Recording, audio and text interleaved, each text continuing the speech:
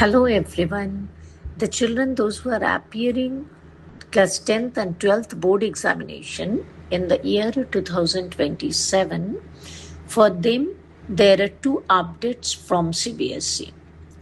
The number one, the file of the marking scheme has already released by CBSE, from where you can easily get the strategy according to the subject to score the maximum marks.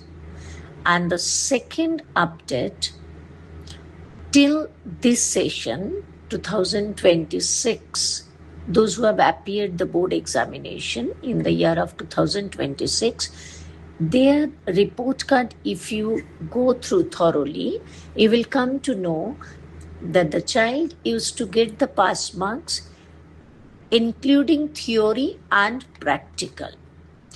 It was not required to get separate pass marks in theory as well as separate pass marks in practical or in internal assessment in case of class 10th.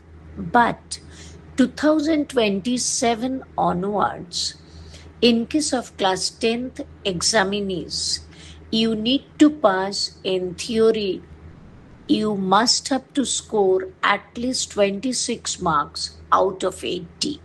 And in case of internal assessment, out of 20, you must have to score 7 marks. So, separately, you need to pass in theory as well as in internal assessment in case of class 10th.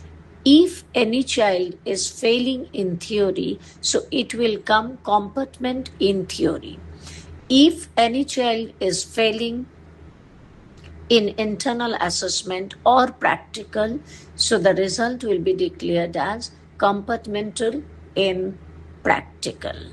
So the children of class 10th, those who are appearing the board examination in the session 2027 as well as 2027 class 12th board examinee, you all need to keep these two important updates in your mind. After that also, if you are having any sort of queries, you can come to the comment box. I will be always there to help you out. Thank you for listening.